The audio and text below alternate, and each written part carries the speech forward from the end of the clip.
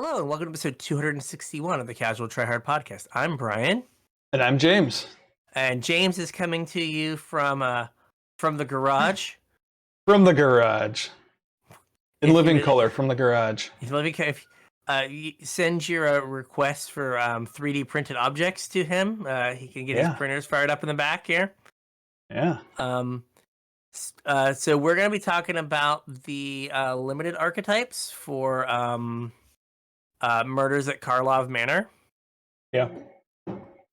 This week, and maybe start touching on some of the cards that have been spoiled, but we'll probably just Yeah, I think we'll probably just get through the limited archetypes. I don't know if we're going to probably. get into much of the other stuff. Originally, the plan was to just talk about some card-by-card stuff, because, well, for the patrons that listen to the pre-show, they'll know what happened. I had a rough weekend.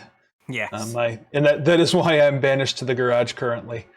But when I started going through the card-by-card stuff, I remembered that this is typically when we do the limited archetypes. Yeah. So I put that show together instead. So, if you have any cards that you're interested in and want us to talk about next week, please reach out to us on social media, Facebook, Discord, the artist formerly known as Twitter, now known as X. Email. Let us know what cards you want us to talk about. All those links will be in the description. So come in, say hey, and let us know what we should be talking about next week. What cards you're interested in. Yeah, typically I think we do a pretty good job of making a list if we don't have suggestions, but we always want to make sure we touch on what you guys want to hear. So make sure if there's anything in particular you want us to chat about, you let us know. If you're looking to support the show, there's a couple ways you can do that. The first is with our TCG player affiliate link, CasualTryHard.com/TCG. You surf on over to TCG player using that link. Anything you purchase, we will get a cut of to help keep the show going. Doesn't cost you guys anything extra, and it goes a long way to making sure you get the content you crave. If you're looking to support us more directly, you can do so at patreon.com/CasualTryHardMTG. Patrons get access to our show notes, so you get a sneak peek about what the show is going to be about. You also get access to our pre-show, another hour-ish worth of content out of us every week. We like to spend a little bit of time catching up and making sure our equipment is working properly, which surprisingly, even though I'm in, I wouldn't even call it a studio, but a new location, we had zero issues with equipment, and you haven't cut out once. So wow. Bonuses all around. But we record that every week and feed it directly into our patrons' ears. Right in there. Completely. Get in there. Yep. Unscripted, unedited. Just as we say it, you get to listen to it. Patrons also get put on my mailing list for when I have swag to send out. If any of that sounds good to you, you're interested in it, or if you just want to support the show, you want to show us how much you appreciate us and help us pay the bills to keep the show going, patreon.com/CasualTryHardMTG. You can chip a couple bucks in and help us out. We would appreciate it. Yeah. So we've got our 10 color pairs, which is maybe not unusual, but like for most Ravnica sets, right, we usually get it like broken up where you get like 5 and 5 or Yeah. like 4-4, and then it's like some other mix or whatever, 3-3-4. But like the fact that we're just like, we're down to like taking the one set stop everywhere. Yeah. Like now you get all 10. So I did notice that they changed them up a little bit. So we're definitely going to see some themes carry over, like from set to set, like we always do. But they've kind of changed the archetypes up a little bit. So okay. Interested in seeing them. First up we have Azorius. Yeah. Which is Detective Typal. We have a new creature type, which is Detective. I just want to be like Inspector Gadget, but no, he's an inspector, not a detective. Detective Gadget. Detective Gadget, yeah. So the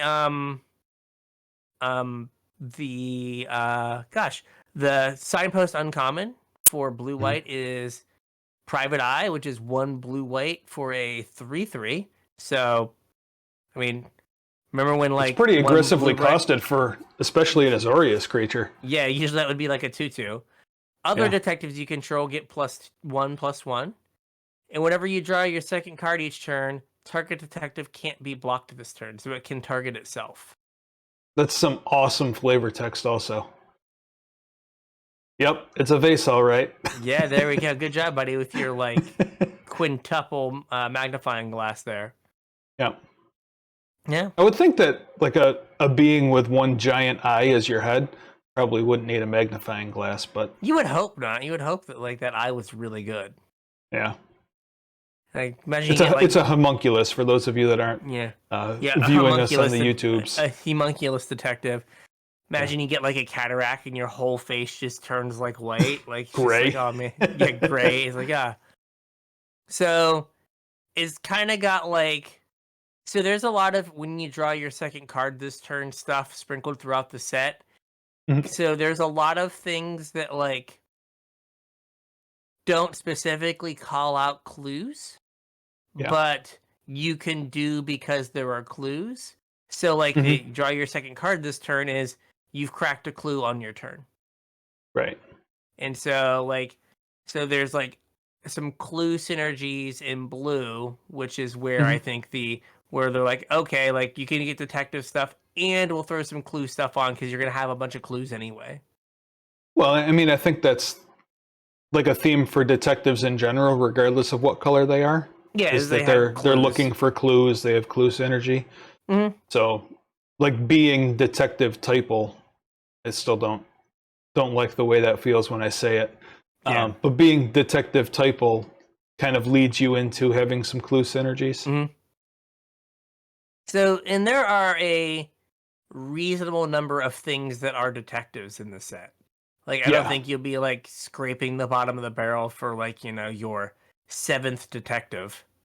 Yeah, no, I think they kind of stapled detective onto a lot of stuff. And the Everyone's on the case. ooh, look at that! That sounded practiced, but I know it was off the cuff. It's very It impressive. was definitely off the cuff. Everyone's on the case. At Murders of Karlov Manor, everyone's on the case, even That's you. right. At your stores now. Ooh, I see what you did there. Yeah. So, what was I gonna say? Oh, we got sidetracked on everyone being on the case. It was so impressive. But like you're gonna not be like scraping the bottom of the barrel, and that's it. The like creature token for this set Mhm. is a blue-white detective. Yeah. So a lot of the things that like make a token make a detective. Like Yeah, even instead of it things just that being are, like a 1/1 human or human. whatever, it's a detective. Yeah. it's a 2/2 detective. So even like oh gosh, is it Dredge the something was one of the cards I had suggested. Where's that? Drag the Canal. There Drag we the go. canal. Drag the Canal. It's a blue-black card, Mhm. but it makes a blue-white human or blue-white 'cause detective. that's So, yeah. So there's gonna be a lot of detectives floating around. Yep. So right. speaking of blue-black, the blue-black archetype is Clues Control. The signpost we have here is Curious Cadaver. It's 2 blue-black for a 3/1 zombie detective. They go throwing detective on everything again. It has flying, and whenever you sacrifice a clue, return Curious Cadaver from your graveyard to your hand. This card seems awful, even in limited. Like, am I wrong? Yeah, I mean it's not great. Like me, I mean the 3/1 flyer hits hard, it but does, 4 is a lot. And I don't know which is what you're weird to say. Yeah. I don't know what you're doing with this where you're going to be like recurring it multiple times. Yeah, and like, I guess that like maybe if you have a clue, I guess you when you sacrifice. So it's not that you have to sacrifice. So like when you crack your clue, you get this back. So it's a Yeah. little bit better. But it feels like it should like go onto the battlefield tapped or something. Like Well, I don't think hey, it can have evasion if that's the case. fair, but it just feels weird that you're like and it goes back to your hand, so you can pay 4 mana again. I guess if the game goes long enough. I mean, the game has to go real long. Yeah, I wonder if there's like, any like discard synergies where you're not paying the 4 mana, you're just using this as like an Oval Chase Daredevil as like fodder to throw away to do it again. There's a lot of surveil. Yeah. Right, so you could like surveil it into your graveyard. Yeah. And then like get it back later. Like that's fine. And I guess if it's in your graveyard, it kind of turns your clue into like a draw 2. Because you get the card. Well, that's kind of what I meant. Like with Oval Chase Daredevil, like in the Asmo decks in Modern, like you don't use it as it, you use it as fodder. Yeah. So like if there's a thing where you discard a card to make a clue, like that'd be some pretty good synergy with this guy where you just pitch him, make a clue, and then pop it, draw a card, get this guy back to do it again. Yeah, I don't know if there's like a discard make a clue thing. Yeah, I don't know. But it just seems like a weird card not to have some sort of other synergy. Like you said, it's not. I think it's too mana inefficient or ineffective or whatever you want to call it.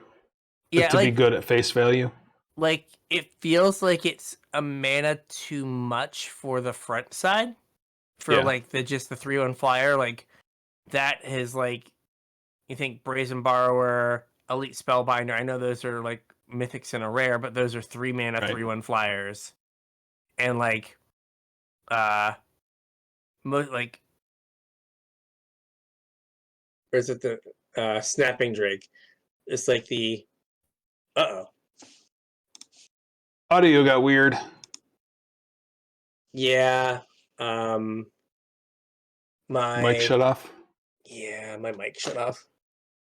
I just got like a notice that like the USB no longer recognized my mic. So yeah. Yeah, you got hollow. Yeah, I think the other mic picked me up. Yep, there you go. You're better now. Let me fix it over here. There we go. All right.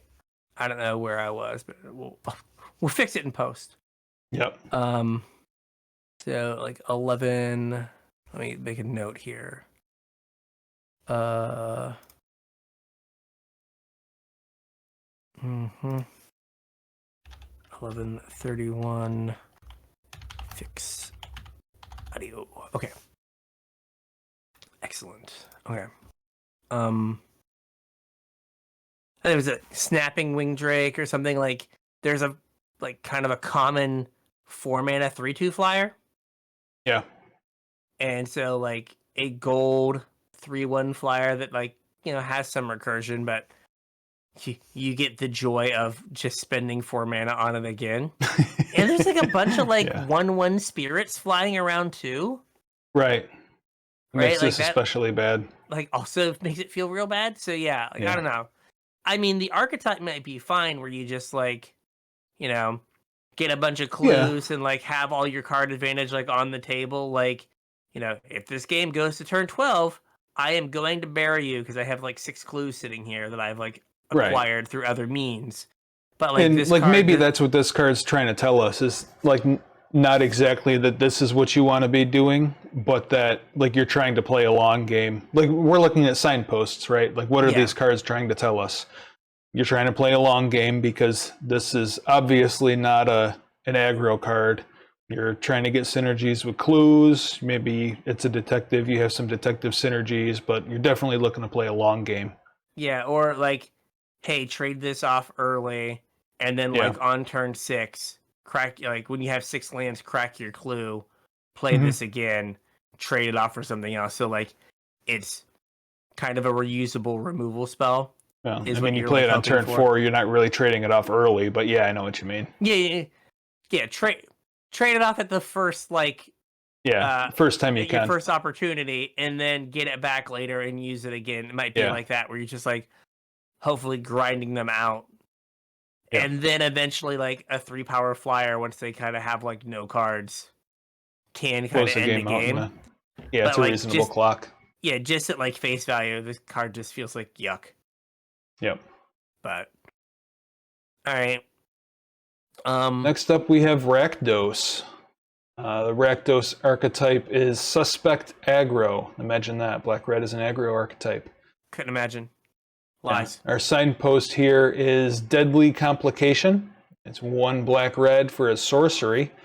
Choose one or both, so it's modal. The first one is Destroy Target Creature. That's a pretty good removal spell. Mm-hmm. And the second is put a +1/+1 counter on target suspected creature you control. You may have it become no longer suspected. So it looks like we are playing into the suspect theme here. If you remember from last week when we talked about the mechanics, Menace will help you connect. Suspect gives your creature menace and it can't block, which kind of inherently makes your team aggro if you're not blocking with it, and your stuff's harder to block. And then this lets you, I mean, it's a sorcery speed, so it's not really a combat trick, but if you need to hold back a blocker, this can do that for you as well. Or clear out a blocker. Yeah, exactly. Like, you know, you have a thing that is suspected. You can have multiple things that are suspected, right? Yep. So, like, you could have a thing that is suspected. They have 2 blockers. You make one of those things suspected. You can get in. Right. And you're just like, all right, we are officially racing, boys and girls. Well, I mean, or if like, this is how you kill them. If they only have 2 blockers and you have a suspected creature, if you kill one of their creatures, they can't block anyway. Fair. But yeah, it's a weird mechanic in that it like makes it so you can like get in damage either by making your things have menace or making so their things can't block. Right. But like it definitely feels like it has like it's the race element of it is very like out in front of your face. Like, hey, you're making it so your creature does nothing on defense. Like you are committing to like just racing. Right. Which is fine. This is more James limited than me limited. Absolutely. So I foresee you reporting back good things with the red black archetype and me saying like Probably. never drafted it. Never looked at one of those red black cards and been like, this is my time. Never even seen it. There might have been one in the pack, but you never even saw it. Never even saw it. Like this pack was 2 cards short. I don't get it. Yeah, I saw the black removal spell, the red removal spell, and then none of the other cards that were black or red. Yeah, but like, remember that when you have a creature that is suspected, like if you're not attacking with it, you don't have that creature. Yes. Right. Like, you know, you have to like get it into combat, and I also think that, because of that, combat tricks probably go up in value. Probably. Right? Because your opponent will read it as like, just like when you have creatures that have to attack. Yeah. Like, oh, you're making this attack not because you have a trick, but because either you have to attack, or, well, if I don't attack with it, it has no value. And so like they might be willing to like make a block where like they think they're trading their smaller creature and eating your thing. Yeah. But in actuality, now you have a pump spell and you get to get their bigger creature. Yeah. So I mean, like Menace helps with that a little bit too, though, because you're you're more prone to make a less advantageous attack if all your guys have Menace. Yeah. Because a higher number of them are going to get through. Exactly. Like, oh, I have 3 creatures and you have 4 blockers. One of them definitely gets through, and I get like, you know, a like reasonable trade. And then they like make the blocks and you like pump spell. Yeah.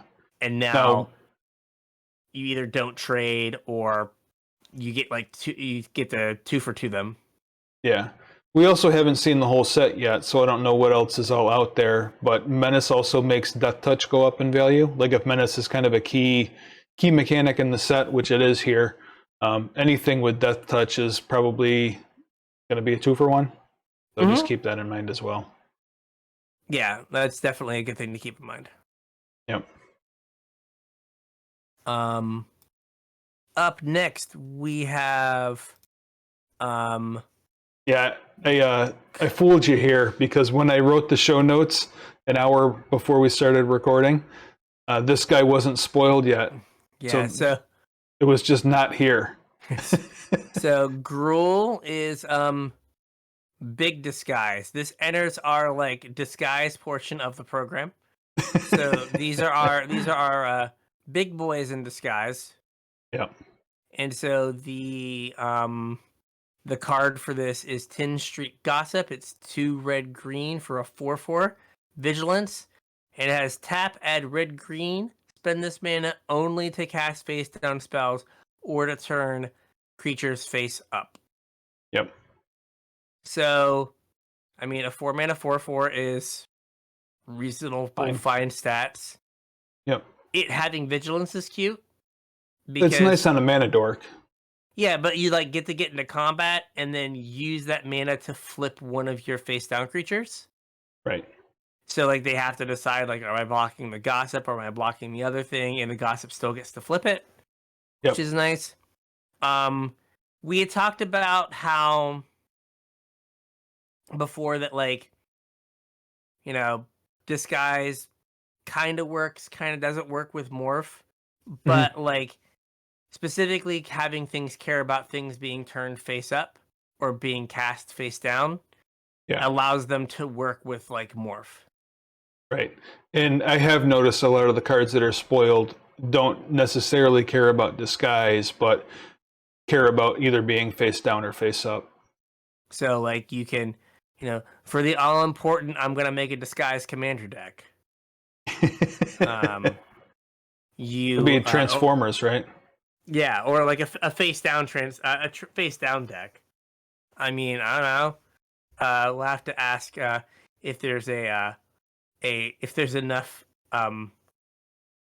morphs and face down creatures in Pauper in red and green for a I'm gonna guess not. Tin Street Gossip PDH deck. PDH deck, yeah. Yeah, I'm gonna guess there's not. Probably it seems like not. an awful niche archetype. Yeah, but I mean, it really comes down to like how good are the the transform creatures in red and green. Yeah, because like, you know, going from 4 mana to 6 mana, but that mana can only cast 2/2s for 3. Right. With Ward 2 isn't that exciting. Right. But, you know, if there are enough good creatures to like make that worthwhile, or like enough things that like you're happy flipping. But like I feel like then you're like committed to like you want there was the big like whatever undisguise reveal, whatever that we were calling the flip over mechanic. You know, some of the bigger ones, like there's like a 5 mana one that like when you flip the creature over, you get a you get a naturalize. Oh, okay, yeah. Like, yeah, you want like those kind of things. Like flip over for 2 is not like super exciting with your mana dork, right? You kind of want bigger things, larger effect. Yeah, exactly. But, I mean, I imagine if this is the archetype, that's the kind of stuff we're going to get, though.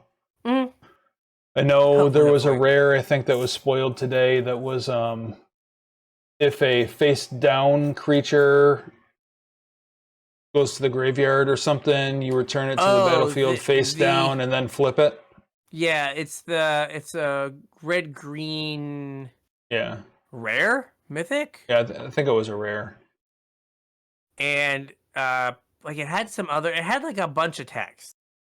It had like an unreasonable amount of text. Yeah, I think that was the gist of it, though. Oh, this is the mole. This is the Quake mole. Good old Quaker mole. It's also annoying that like now there are like a million different like versions of cards to like wade through. Yeah. It's just like other creatures you control have haste. Whenever one or more face-down creatures you control deal combat damage to a player, draw a card. And whenever a face-down creature you control dies, return it to the battlefield face down under its owner's control. If it's a permanent, then turn it face up. Yes. Oh, so it doesn't even have to be a creature. Yeah, just a perm. That's kind of cool. Yeah. So, like, you know, there hopefully are the tools for this. But like, Yeah. you know, at some point, do you like? At what point are you just like, I'm gonna cast this face up, as opposed to like disguising it and Right. then flipping it? Like that's kind of like a tension. Right. Depends what your payoffs are, I guess. Yeah. All right. What do we got? What do we got next? Next up, we have Selesnya. This is Go Wide Disguise. So instead of Big Disguise, it's Go Wide. The signpost here is Sumala Sentry, green-white for a 1/3 with reach. And whenever a face-down permanent you control is turned face-up, put a +1/+1 counter on it and a +1/+1 counter on Sumala Sentry. So obviously this is spreading the bounty around. Every time a face-down creature gets turned face-up, it gets better. So in order to maximize both the counters on this and get more counters on the board, you want to turn lots of things face up, which kind of leads into the go wideness of this. So yeah, I'd imagine this is more of what we'll see across the archetype. Yeah, I like this is super mana intensive, right? Yeah, you mean just like putting things face down and then turning them face up? And then face up, yeah, like you're spending a lot of mana, and like you have an archetype that just like thing can't block or thing can't be blocked. So you're like, play my 1/3 into my 3 mana 2/2. Right. And they're like, all right, like my thing like can't, it has menace, attack you. Yeah. And then you're like, all right, I'm gonna fiddle around and then flip my thing over, and it's like, okay, cool. My thing still has menace, attack you. Right. You're dead. Right. Like, hopefully, like those counters have given you like a reasonable block or whatever. So like that's the only kind of like it seems like a lot of limited sets as of late have been pretty aggressive. Mm-hmm. And like, is there gonna be time for a face down thing, wait a turn or two, flip it over to be like reasonable? My guess would be yes, because there's 3 color pairs that are focused on doing this. Mm-hmm. So it's just like, I don't know, like it shouldn't happen, but like if like disguise misses as an archetype, like you just like, there's not enough time to disguise. Well, I mean, if disguise misses as an archetype, there are very few reasonable deck choices left. Yeah, like, or you get like the weird like, it's just red green big things. You don't have times to disguise things. Yeah, kind of deal. But yeah, like if the format is slow enough that you can play 3 mana 2/2. Yeah. And like not immediately die thereafter. Mm-hmm. Then okay, cool. But I just worry about like, hey, here's this thing that like doesn't really only matters after you made a 3 mana investment and then like another 3 to 5 mana investment. Right. It could be a problem. But we do have Orzhov, which is pint-sized disguise, itty bitty baby disguise. Yeah, I was looking to see if they spoiled a better signpost for it, because the signpost that it doesn't make a ton of sense. No, I don't see that they did. I thought there was one today. Or maybe there was a rare that was like a 2/4 that was Orzhov. Okay, I didn't see that. Let me look at I swear I do work at my job. I don't just look at Magic spoilers all the time. I thought there was something. Maybe there is. Very possible I missed it. Yeah, because Soul Search isn't really like moving the needle on like, oh yeah, that's what we're doing. That's what we're doing. Might have been a rare though. Oh, we have Wisp Drinker Vampire. Is that what you're talking about? Yeah, maybe that was it. Was it a rare? 2 white. No, it's an uncommon. Okay. 2 white black for a 2/4 flyer. Whenever another creature with power 2 or less enters a battlefield under your control, each opponent loses 1 life and you gain 1 life. Yes, there you And go. you can pay 5 white black, and creatures you control with power 2 or less gain death touch and lifelink till end of turn. It really doesn't have anything to do with disguise, though. But every disguised creature costs 2. Has 2 power, right? Oh, that's true. I didn't think of So that. like it's basically you play your things face down, I pay you. Yeah. So like that I feel like is a little bit more reasonable because you don't have to make the second investment, right? You're Yeah. getting paid on the front end, and you're getting a 2/4 which blocks all of their Right. disguise things.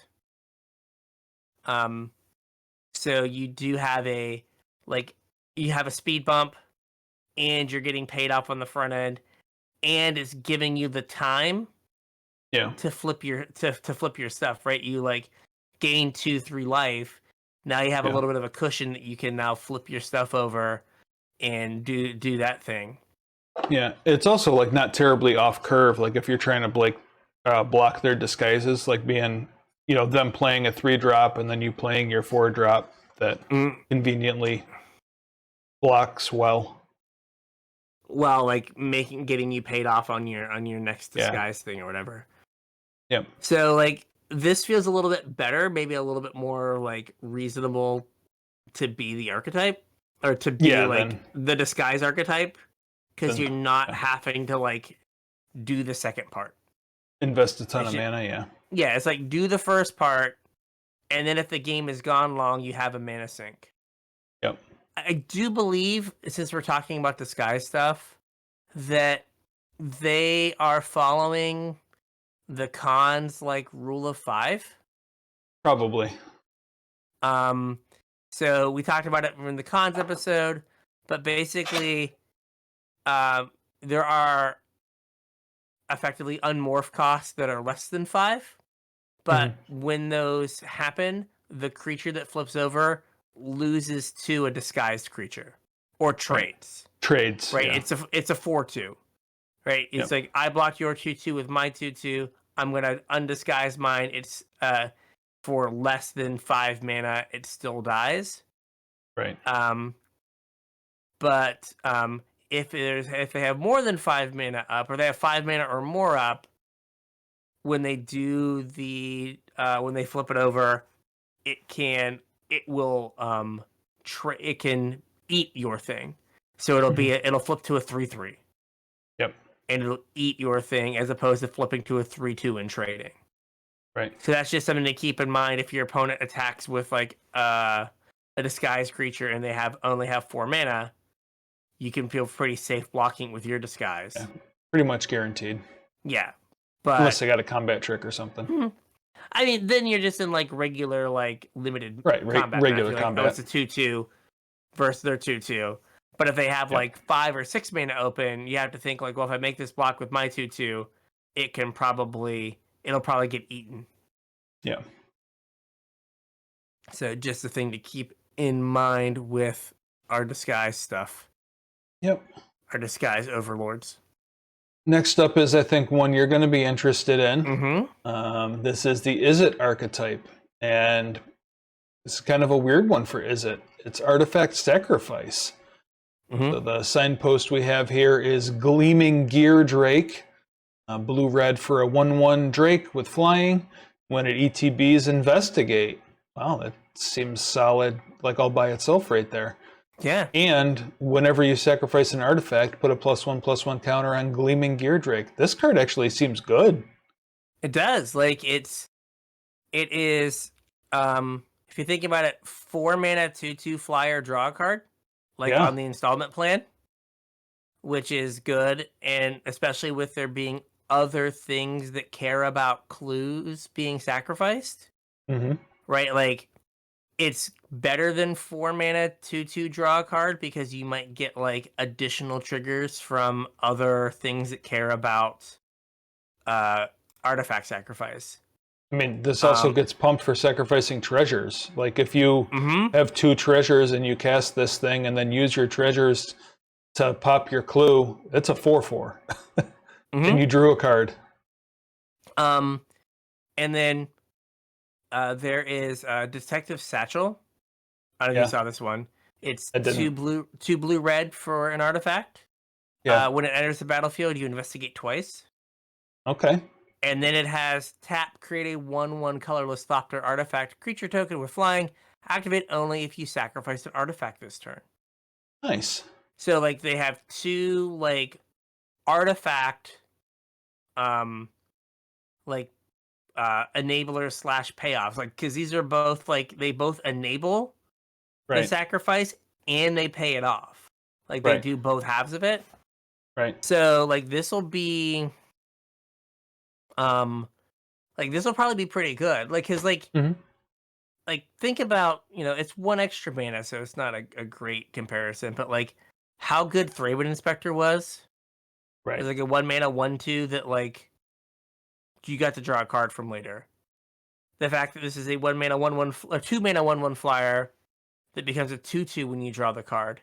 And like Mhm. you said, like if you draw the card off of some treasures or any other reasons to sacrifice artifacts, this thing's gonna grow. Yep. Crack a So bauble. yeah, this is a this and the Detective Satchel are both in the making their way in the cube. Like I was excited about this when they spoiled it like early on. I was like, oh, Mhm. this is just like perfect for that. Yeah, it seems Um, sweet. so, but yeah, Sweet. it is good. So, um, but you've got to make sure that. So since this artifact sacrifice matters, like you're looking for things that like make clues and treasures, basically. Right, Yeah. where it's not like the kind of the normal blue red.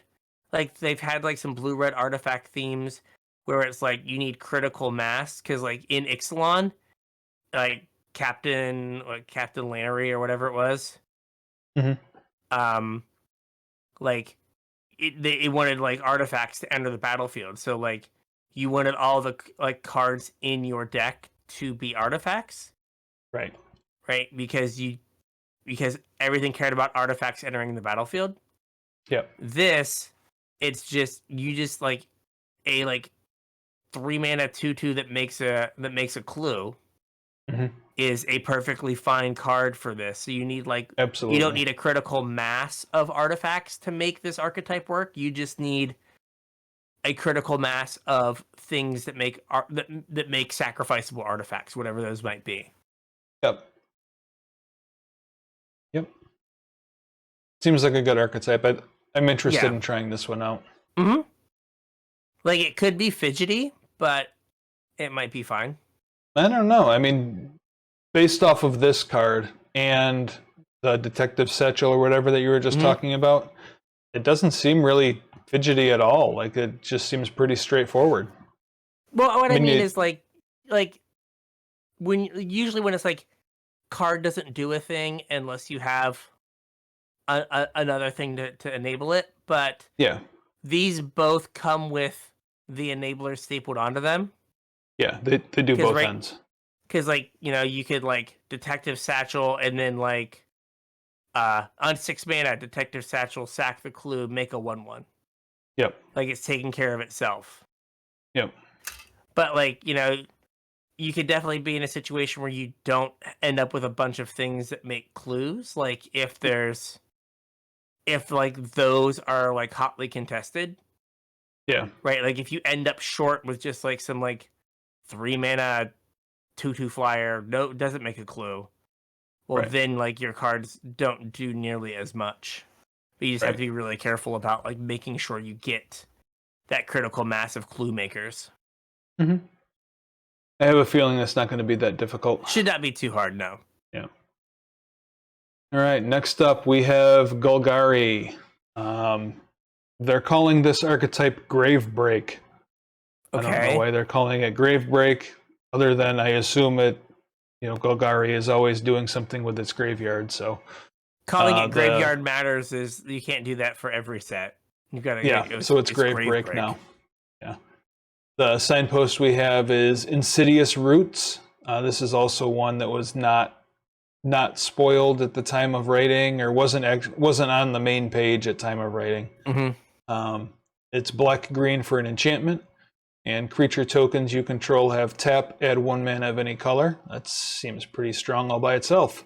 Mm-hmm. And whenever 1 or more creature cards leave your graveyard, create an 0/1 green plant creature token, then put a +1/+1 counter on each plant you control. This kind of seems nuts.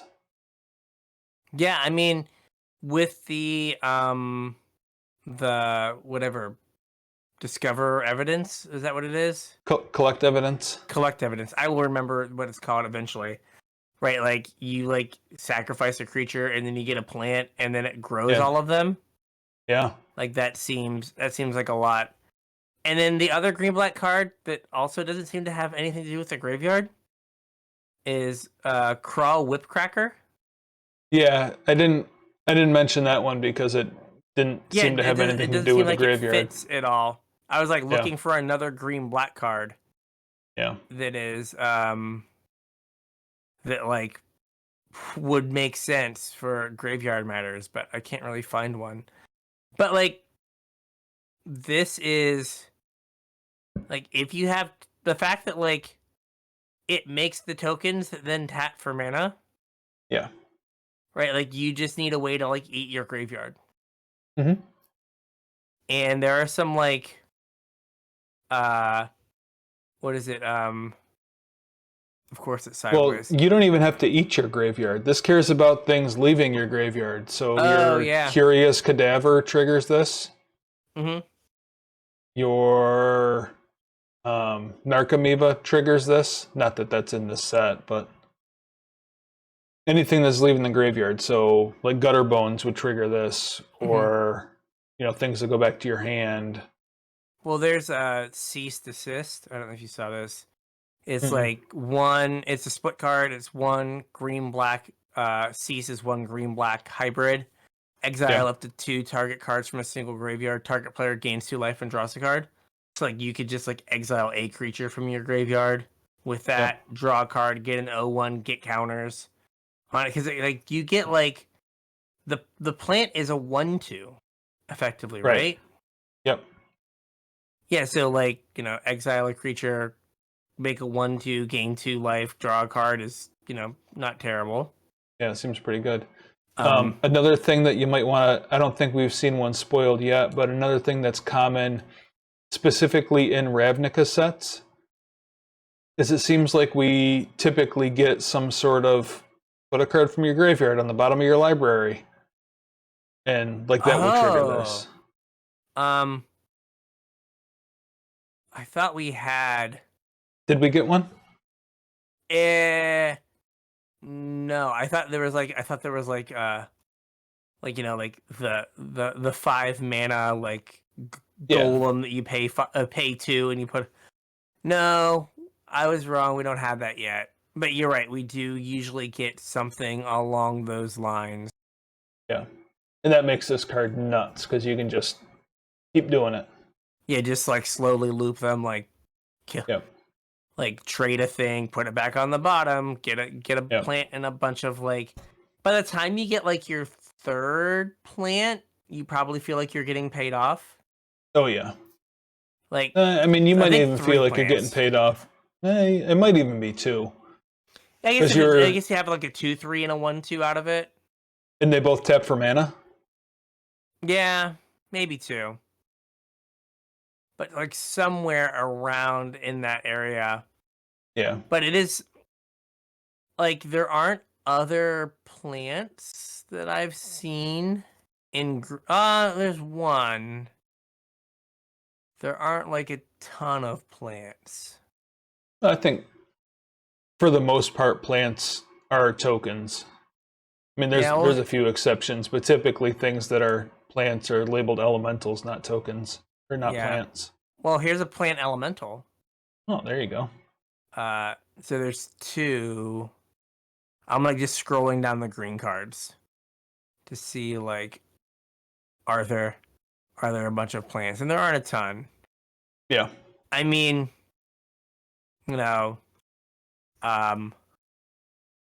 Colony Garden makes a plant. Sure does. 3 mana Nissa from Zendikar makes plants. Mm-hmm. Right, and then you're just like you then like get rid of a card, you just like put a ton of counters on things. Yep.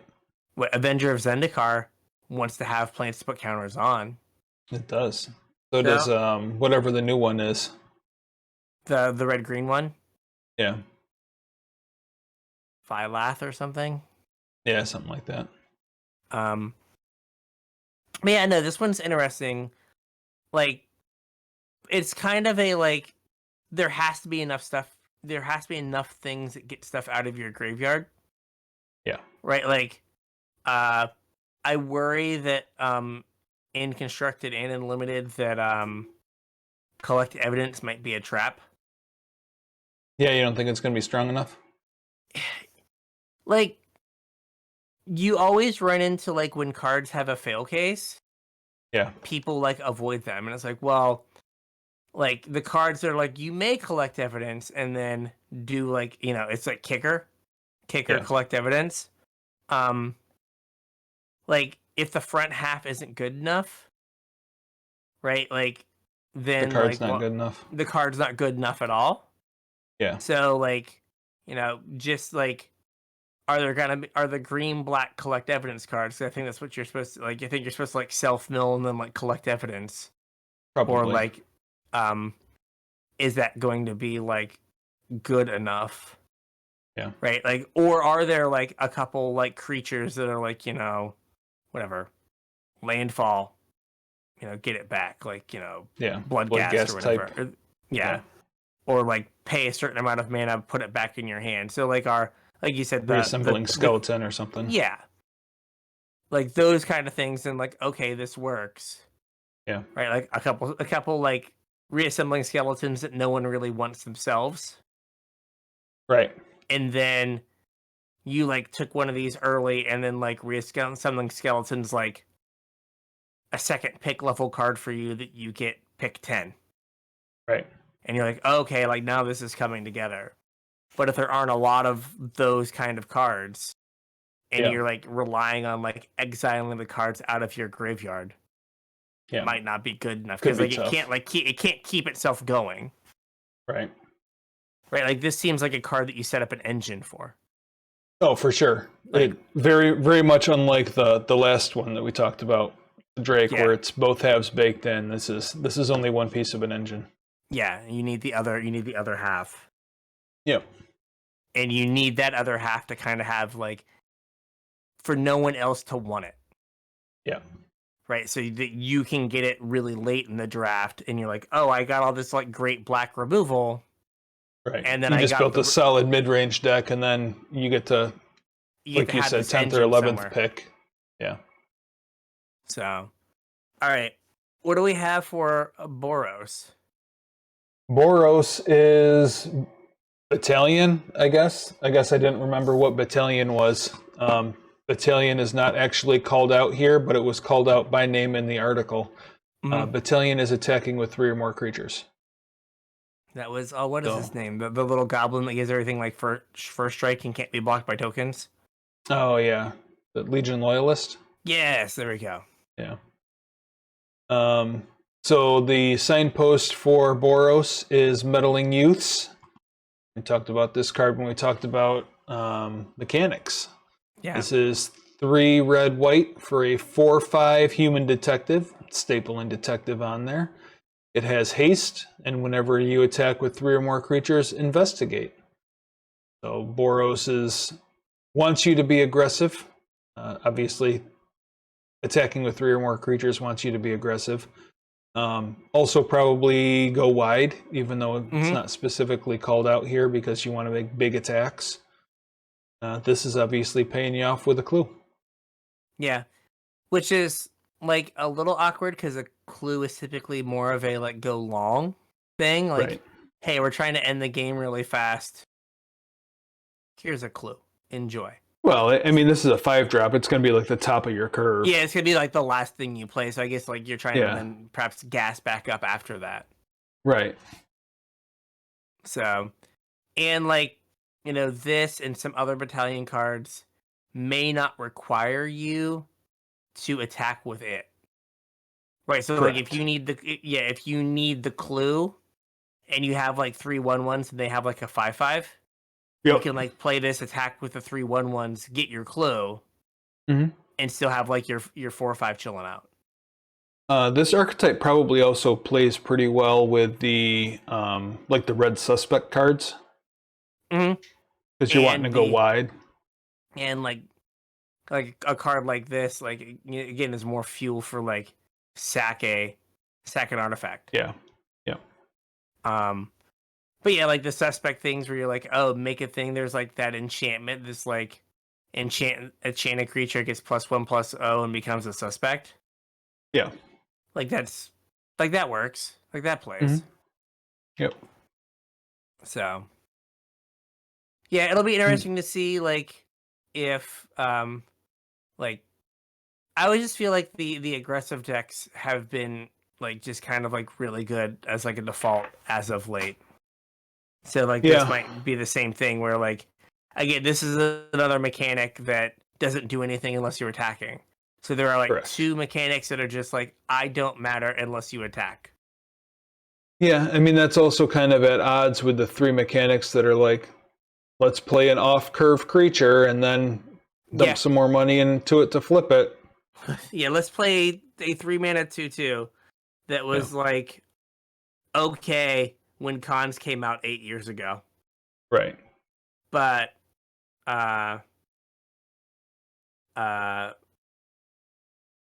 but you know, that doesn't necessarily mean that yeah, I can't talk. It's off rate today. Yeah, it's off it's below rate today, like, you know, we get a lot of 3-mana 3/3s with upside. Yeah, I mean one of these signposts was a 3-mana 3/3 in colors that shouldn't have a 3-mana 3/3. Yeah, so like, you know, if red, black, and red, white are good, I think that means that like Disguise misses. Yep. So. And like being the main mechanic for the set, I don't know that Disguise is going to miss. So maybe we'll have to see what happens. All right. See how it plays. Then we have Simic, which if you've been following Limited as of late, is the color pair that just hasn't worked in the last couple draft archetypes. Yep. And it's the one I always draft first. And then I'm like, oh, then I find out, I'm like, why can't I win? Am I bad at Magic? And it's like, oh, blue-green, it's just non-functional. It's like, yeah. So is that why you think this mechanic's not going to work? No, I think it's more just a happy circumstance. A happy circumstance, right? Yeah. So this is the collect evidence mechanic. So we have the evidence examiner, a blue-green merfolk detective. It's a 2/2. At the beginning of combat on your turn, you may collect evidence 4. And then whenever you collect evidence, investigate. Seems like an awful steep price to pay. Yeah, so like this is a hard to cast grizzly bear. Right. That has no text until you have a 4-mana thing in your graveyard. Right. So like unless you're using like green self mill or like blue like looting, it's not gonna have text until like turn 5 or 6 at the earliest. Like, and that's because you've had to trade off your 4-drop. Yeah. And like you don't want to like discard your 4-drops because they're usually good cards. Like, correct. I'm gonna like loot away my 4-drop so I can get a clue. Like like I said, the cards that are like, you know, I don't know, for example, if it's like 1 in a blue, return target creature to its owner's hand, or like investigate 5, put it on the top or bottom of their library. Yeah. Right? Like that card's probably fine because the first half is like rate. Right? I just made that card up. I don't think it's real. But like, if that first half's not rate, if that card costs 3 mana, then like it's probably not good enough. And like you can't just have a card that just like effectively has a fail case. Of like doesn't do anything. And like this card, I think for many turns in a lot of games, like what if you just traded off your 3-drop And now, like, you've got a card in the graveyard, but this still doesn't do anything. Yeah. And I know you can, like, piece together, like, I traded off a 2 and a 3. Well, now you've gotten rid of 2 cards to maybe get 1 later. Like, you got rid of 2, like, you got rid of 2 cards for your evidence, so now you've got to, like, get more cards in your graveyard to make it work. Mm-hmm. It just seems like it's a mechanic that is, we talk about, like, parasitic, like, within a set. Yeah. Like, this has been described as, like, being like Delve. And if you remember Delve Unlimited, you were allowed to play, like, 1 or 2 Delve cards. Yeah. And, like, you know, in cons, like, Sultai was pretty good at filling its graveyard. And, like, you know, I'm sure there's going to be, like, you know, trying to, like, blue-green will be pretty good at filling its graveyard. But you're going to have a, like, this card just might not do anything. Like, you're like, oh, I have, like, 7 mana value worth of spells in my graveyard. But Yeah. I have this really good collect evidence card in my hand that is 6 mana. I can't use Evidence Examiner because Yeah. I'm eating my food for my next spell that has, like, a bigger effect. Right. One of the things, I don't know if you noticed, I was kind of doing a little bit of digging while you were talking there. I'm assuming we're going to get guild gates. Probably. I mean, we have never been to Ravnica and not had guild gates, so I would imagine we're going to have guild gates. Because if we do get guild gates, common dual colored land cycle kind of lends itself to 3-color archetypes as well. And it seems like a lot of these play nicely together. Like this collect evidence is going to play nicely with the Dimir archetype. We were just talking about the red-white one playing nicely with some of the other archetypes. It seems like a lot of these have some overlap. So that as the spoilers go on, that might be something to keep an eye out for also, is, you know, what the lands will help to support as far as that goes. Yeah, like, it could be. We're pretty deep in spoiler seasons to have not seen the guild gates. Yeah. So, like, that is perhaps concerning. And, like, there is, like, Escape Tunnel, which is, like, super Evolving Wilds. Yeah. So, like, we've seen that, and we've seen 2, like, 1, goodness, 1, common land and 1 uncommon basic, but no other lands. So, I don't know. It would be. That seems weird because the guild gates aside, these archetypes, this is the last one, so we can kind of sum them up or whatever. But it seems like these overlap on a lot more than they typically do. Yeah, like, in a set, because, like, you could definitely see, like, Selesnya and Orzhov being an Abzan deck, where, like, typically go wide creatures are small, which then works with the green, the white black signpost, or, like, you know, Naya, where, like, you have a bunch of things that you need to flip, so, like, the red green signpost uncommon is giving you the mana to flip things. So, like that, like, it makes sense. And, like, you know, blue white is like, I care about detectives, but also wink wink nudge nudge, I would really like you to crack some clues and draw 2 cards on a turn. And blue black's like, please crack some clues and draw some cards to kill some things. And so, like, they do seem like they really fit well. Blue together. Red also. Yeah, blue red, like blue red plus blue white. Yeah. Right, again, like, with, like, clue synergies, or red white and blue white with, like, the signpost uncommon as a detective. Right. And then the other one is, like, I care about detectives. So it's weird we haven't seen them, but I was thinking the same thing. Like, these all feel like they're 3-color, like, wedges. Yeah.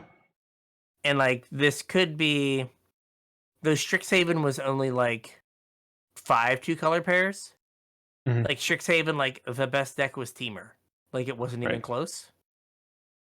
Right? Like that was the only thing you should draft in Strixhaven is you just draft Teamer. Even Yeah. though it wasn't like a hard 3-color set. It's just like, oh no, Teamer is the best thing to do. So it might emerge that like Jeskai is the best thing to do. Mhm. But like we might not have like the fixing for it, which could be what holds it Would be a back. shame. Yeah, because like these all feel like they all lock together Yeah. pretty well. So yeah, so I think that like it really comes down to right, like how much time do we have? Right, I think that's what's going to like determine how enjoyable this format is. Do Mhm. we have? Are we getting run down with suspect things and like battalion like go wide attack with a bunch of stuff things? Yeah. Or are we able to play a 3-mana 2/2 and then later spend 4 mana to flip it? Right. Right? Like cuz like those are two very different formats and like maybe Evidence Examiner is fine because you play it on turn 8 and like you've played a game of Magic and it gets you a Right. card back. And then it gets you another like you need probably 2 cards out of this to feel Yeah. pretty good. So like, maybe then like you have enough time. But if this is a I mean, 1, 2, 3 give my thing menace format, yeah. That's kind of hard with this guy also because it like not only does it not pay you back immediately, but it like doesn't even pay you back the first time it happens. so you've got You to know what I put money. mean? You got to put more mana in. Yeah, like you don't feel like you're doing this or like this isn't going to stabilize you in any fashion whatsoever. No. Like it's going to be 2 or 3 turns before you feel like this has done anything. Yeah, it's like it's a 2 mana card with 2 mana stats Yeah, that really is a like 6 mana play right. or like minimum like 4 mana play, Hmm. right? Like, and you're right. Like, it's like, oh, here it's turn 6. Here's my 2/2. I get a clue, and you're like, draw a card and then die because it was a 3-drop and I couldn't cast something else. Yeah, Right? Like, oh, cracked my clue. I need something. Oh, it's my 3-drop. I guess I'm dead now. yeah, But like, again, even this, like, this makes a clue, which then works with um our private eye hmm. to like draw a second card each turn. The sweet So like, Bant action. yeah, so like everything does fit together, but like, are we gonna have the time? Yeah, And like hopefully like red white and red black are slow enough that it doesn't really matter. That like that's not the dominant archetype. yeah, But like over the years since like 1-drops have gotten better, 2-drops have had to get better, and like those kind of archetypes have been much more prevalent. yeah. So it'll be interesting to see. Like which archetype are you most interested in drafting? I mean, that's probably not a surprise, but either Rakdos or Golgari. I don't think the Golgari one's going to be good, but I do like that signpost in particular. I Yeah. think that even if it's not good, I think that that would be a fun deck to play. Mm-hmm. But the Rakdos one is right up my alley. That's all I ever Yeah. want to do in Magic is 1, 2, 3 dead you. Yeah. I just say like I think like the blue red one is it like Yeah, that one seems sacrifice really cool too. seems interesting, and like I Yeah. think there's like enough, like there's the shock and there's enough stuff that's small-ish that like the Yeah. shock matters. Mm-hmm. Now, granted, that shock is perhaps a 3-mana spell with a lot of things, Right. with a lot of the disguise cards, and there's like another I thought there was another like reasonable red removal spell that like can kind of hold that together. And then again, the crime novelist. Yes. Like, that's the cards you really want. That's the whenever you sack an artifact, put a counter on a crime novelist, and add a red mana. Yep. There aren't a ton of a ton of treasures, but like that card's amazing with treasures. Mm-hmm. Just like, hey, here's 2 mana for your treasure. He's like a little baby Goldspan dragon. Yeah. Goldspan goblin. Goldspan Goblin. I like it. Gobble, gobble, gobble, gobble, gobble. All right. So with all this, I think we have a show. I think we got a show. So if you want to reach out to us on social media and tell us what cards you want us to talk about, just look in the description. We got Facebook, we got Discord, we got the tweeters, we have X. email. X, yes, Yeah. X. Hit us So up, if you let us have know any what you cards think. that you're like, hey, I'm really interested in hearing what someone else thinks about this, let us know, and we will pitch in our 2 cents, hopefully. Yep, now's your time to shine. Let your voice be heard. Yeah. If you're looking to support the show, there's a couple ways you can do it. The first is with our TCG player affiliate link, CasualTryHard.com/TCG. Help to support the show. Doesn't really cost anything to you other than the click of a mouse. Click on the link, go to TCG player, buy whatever you were going to buy, and support the show at the same time. If you want to support us a little bit more directly, if you're not looking to make any purchases but still want to help us out, head on over to patreon.com/CasualTryHardMTG. You can chip a couple bucks in, get access to our show notes, you get access to our pre-show, and you can put on my mailing list. If you like the sound of any of that, or if you just want to show us you appreciate us, patreon.com/CasualTryHardMTG. Thanks. And thanks to all our patrons. Yeah. All right, with that, we'll catch you on the internets. We'll catch you on the internets.